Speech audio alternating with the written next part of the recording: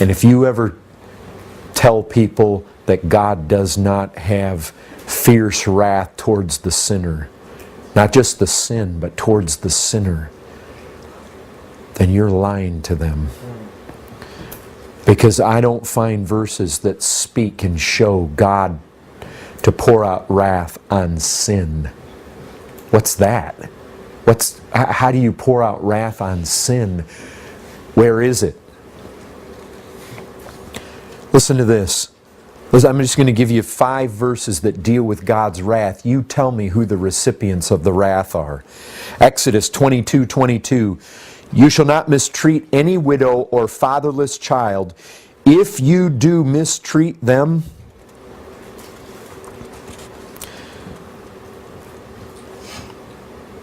and they cry out to me, I will surely hear their cry, and my wrath will burn, and I will kill you with the sword. Leviticus 26:27. But in spite of this you will not listen to me, but walk contrary to me. Then I will walk contrary to you in fury. 2 Kings 22:13. For great is the wrath of the Lord that is kindled against us, because our fathers have not obeyed the words of this book and do according to all that is written concerning us. Ezra 8:22. The hand of our God is for good on all who seek Him, and the power of His wrath is against all who forsake Him. Psalm 21:8. Your hand will find out all your enemies. Your right hand will find out those who hate you. You will make them as a blazing oven when you appear. The Lord will swallow them up in His wrath, and fire will consume them. Folks, His wrath is directed against sinners, not just sin.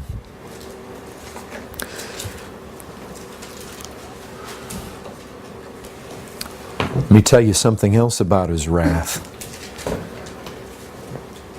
It's fearful. There's no other way to put it. It is infinitely dreadful. So often it's likened to fire. I find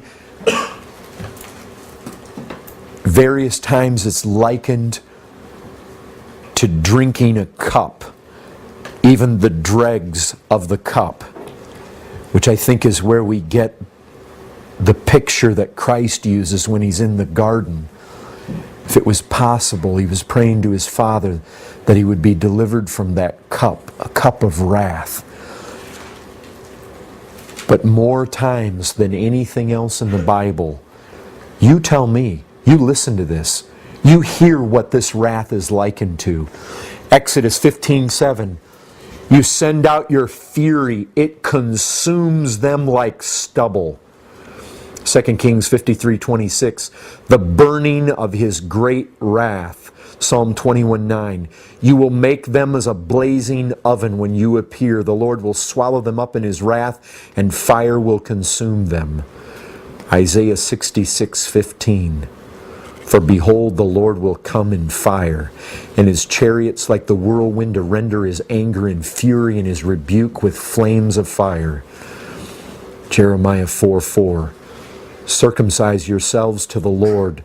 Remove the foreskin of your hearts, O men of Judah and inhabitants of Jerusalem, lest my wrath go forth like fire, and burn with none to quench it because of the evil of your deeds. Ezekiel 21:31, I will blow upon you with the fire of my wrath. Ezekiel 38:19, my blazing wrath. Jeremiah 17:4, in my anger a fire is kindled that shall burn forever. Isaiah 30:30, in furious anger and a flame of devouring fire.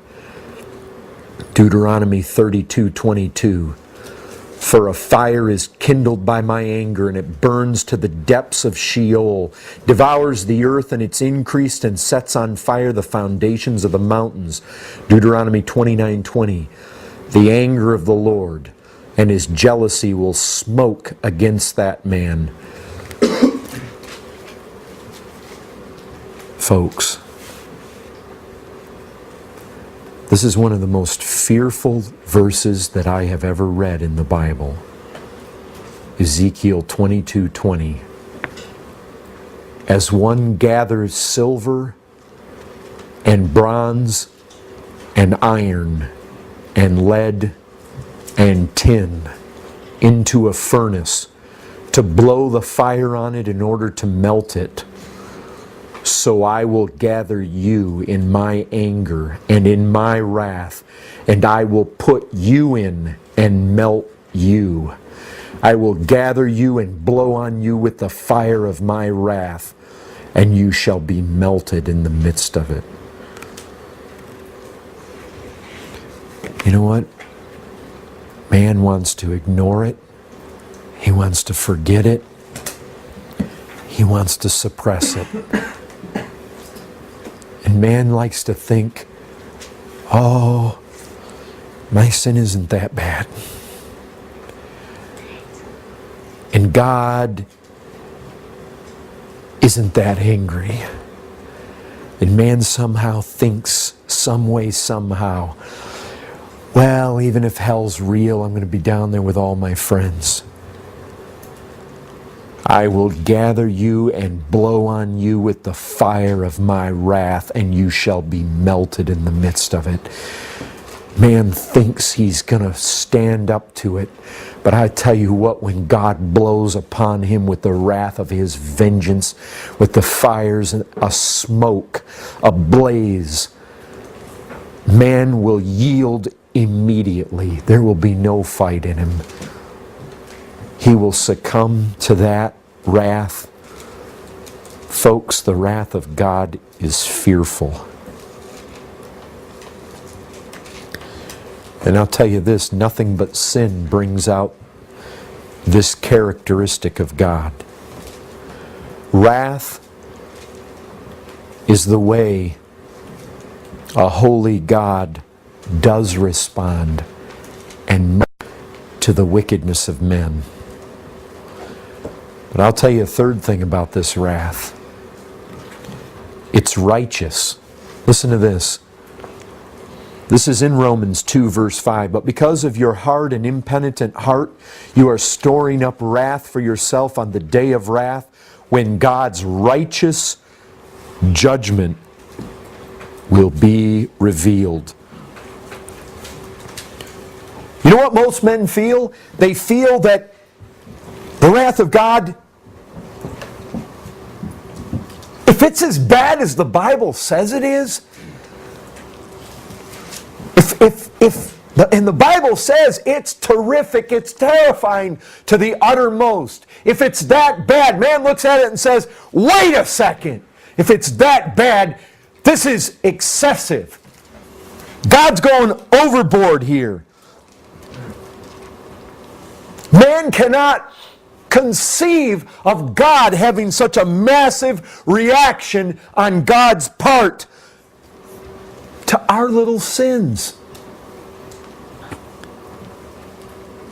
So they look at this can't be. This is overkill. I'll tell you what. The problem is not that God is excessive. It's not that He's extreme. It's not that He's disproportionate.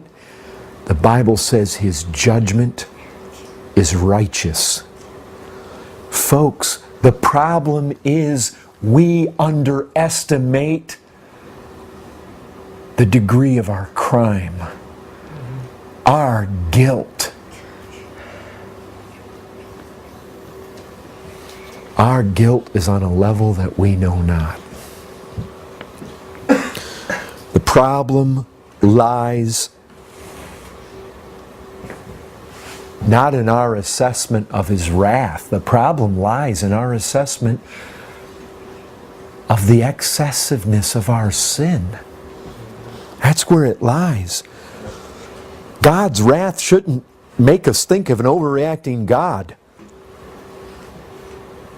It should make us think of underestimating foolish men. God's wrath is reasonable if we understand our sin.